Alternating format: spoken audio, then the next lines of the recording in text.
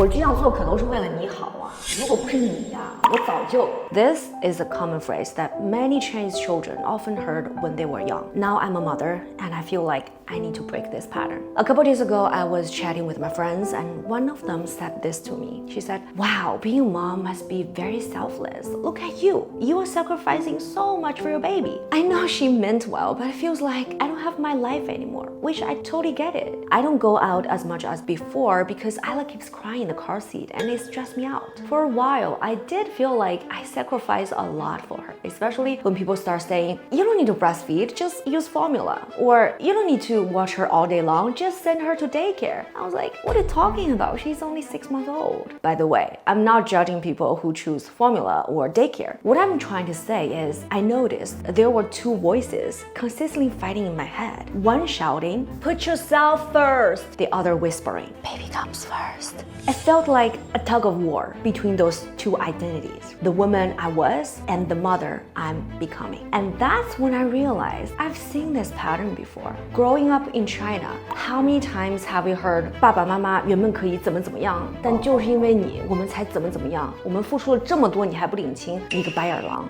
That type of mentality is gonna end up with a toxic relationship, no matter if it's for your children or for your partner. It creates guilt, resentment, and disconnection. That's not the kind of relationship I want to build with my daughter. As a life coach, I use this tool called visualization to help me jump out of the box and see a bigger picture. I asked myself, what would it look like for both me and my baby to thrive? What else is possible? And suddenly, I saw this trap. I had separated my baby and myself like we're on the opposite teams, but we're not. When I feel nourished, grounded, and loved, I have so much more to give her. When she smiles and giggles, my whole being lights up. It's not a sacrifice, it's a circle. And in this circle, when mom is happy, baby is happy. When baby is happy, the whole family is happy. And that's why now I hired a part-time nanny, coming only 2.5 days a week so that I can get some work done without feeling like I'm always busy. And because of my time is limited, it pushes me to get productive and set strong boundaries,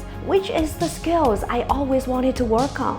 The rest of the time, I get creative with Isla and do all kinds of activities. Nate and I take her to museums and farmers markets and arrange play dates with other parents. In this healthy, joyful circle, we are all thriving. So, if you feel like you are constantly sacrificing for your baby, for your family, or anyone else, take a breath and zoom out, because sometimes it's not about either or, it's you and me.